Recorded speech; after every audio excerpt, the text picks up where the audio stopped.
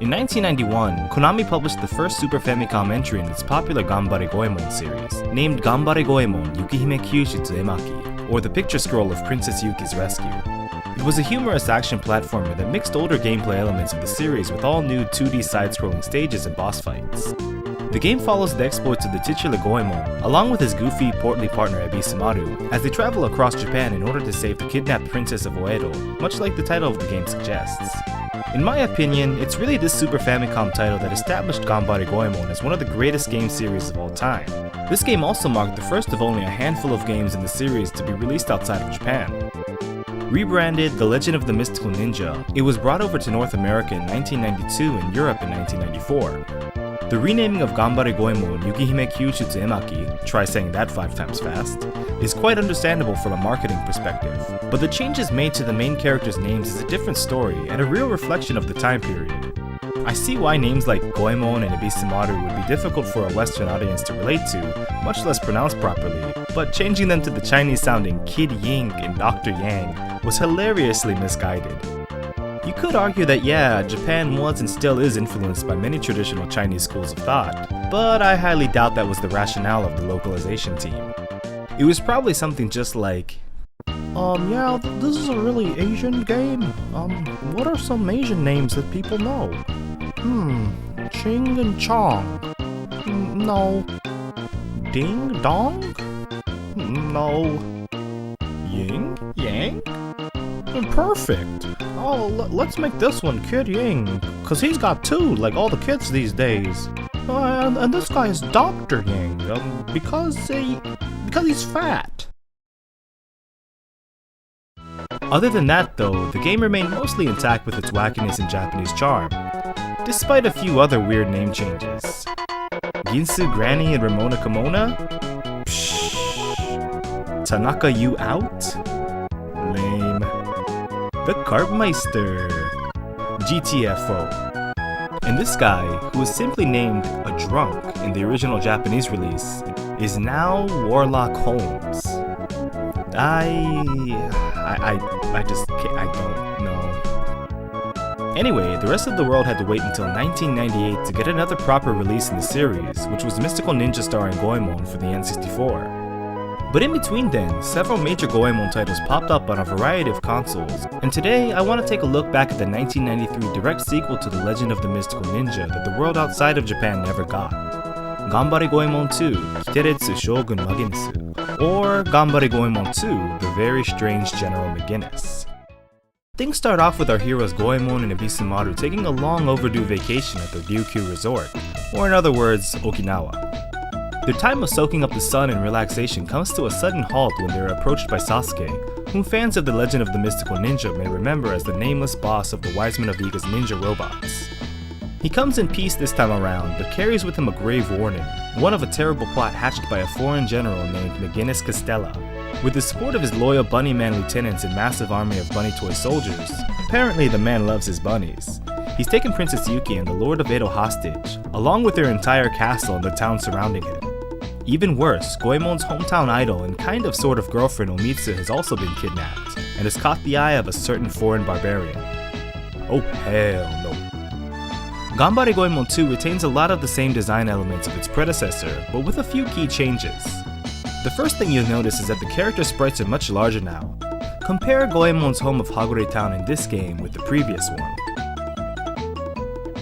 A large majority of the game is now made up of 2D action stages and are no longer accessed through town overworlds. Rather, a world map similar to the one in Super Mario World links everything together. There are 3 playable characters this time around, comprised of series mainstays Goemon and Ebisumaru, as well as the aforementioned mechanical ninja Sasuke. Each character has different playstyles that set them apart from one another, but there are a few universal things that they all have in common. There are the basic things like jumping, ducking down, and moving while ducking down, and the standard attack, which can be leveled up twice by finding a lucky cat item dropped by fallen enemies.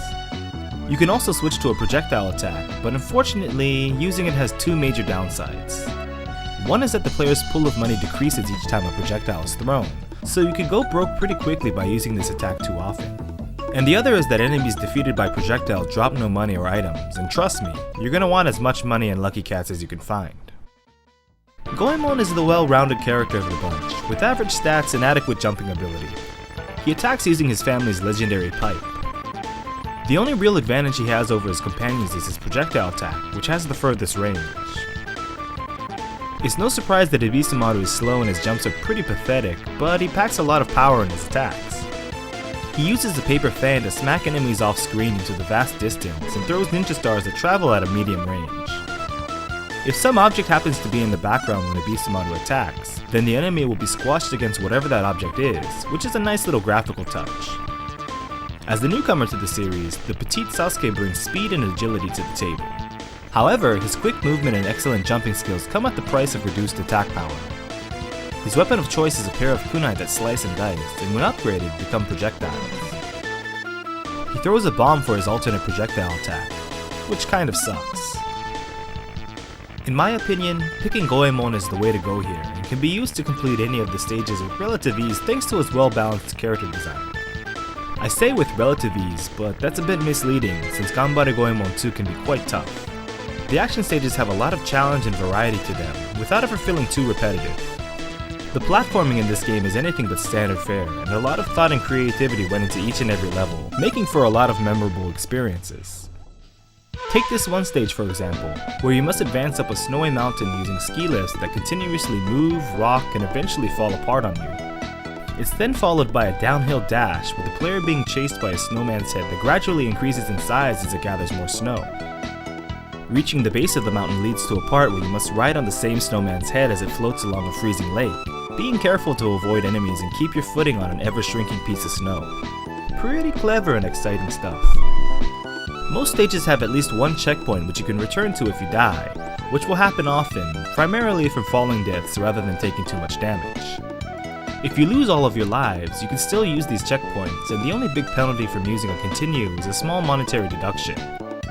Bosses are designed just as well as the action stages and are a lot of fun, if not a bit on the easy side, especially compared to some of the crazy jumps and platforming you'll be doing preceding them.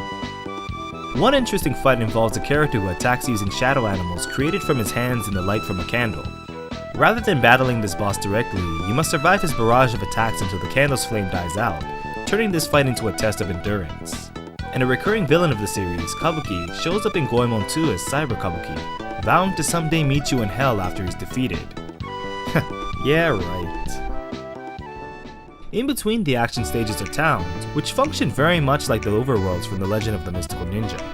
You can restore health with food purchased at shops, by spending the night at an inn, or by relaxing at the public bath. Just make sure you don't wander into the female bath, or else. At general stores, you can buy items to make the action stages much more manageable, such as armor to absorb damage and rice balls to revive you when HP is reduced to 0. But the most important thing you can do in town is to save your progress at the inn, a much appreciated improvement over the previous game's clunky password system. There's not much danger in any of the town areas, aside from some thieves and pickpockets, which you can avoid or whack away at your leisure.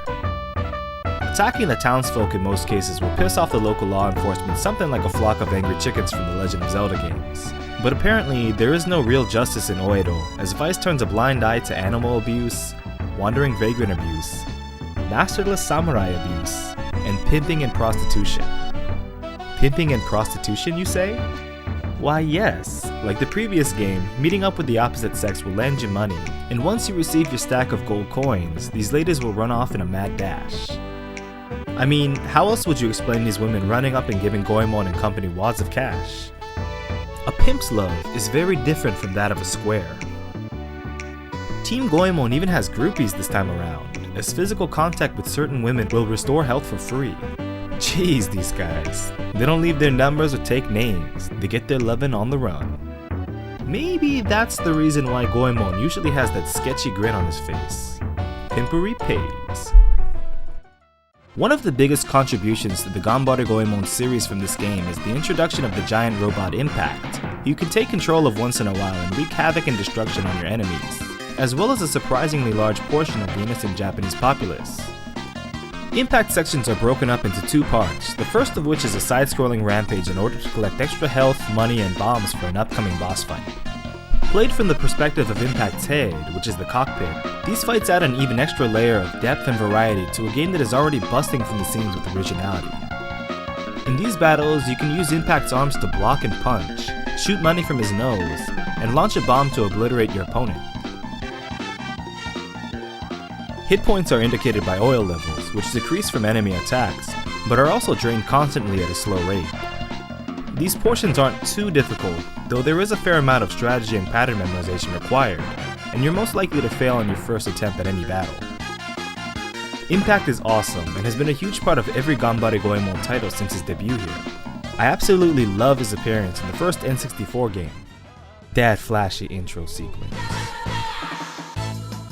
There are a few extras in the game that are worth mentioning, one being the large amount of cameos made by popular Konami characters of the era. To only name a few, there's Sparkster from Rocket Knight Adventures, Simon Belmont from Super Castlevania 4, and Winby from the Twinbee series, who advertised as Twinbee Rainbow Bell Adventure, which was released the year after Goemon 2. These cameos don't have any sort of bearing on the story or gameplay, but are a nice extra thrown in for Konami fans. Additionally, there's a somewhat hidden amusement park called Karakuri World that is reminiscent of Stage 3 from The Legend of the Mystical Ninja. This area is all about the minigames you'll find scattered about in towns, but with difficulty bumped up quite a bit.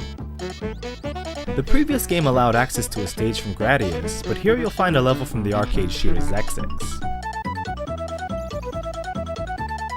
Returning to Karakuri World upon completion of the main storyline opens up a new attraction, the special bonus final level, Virtual Hell.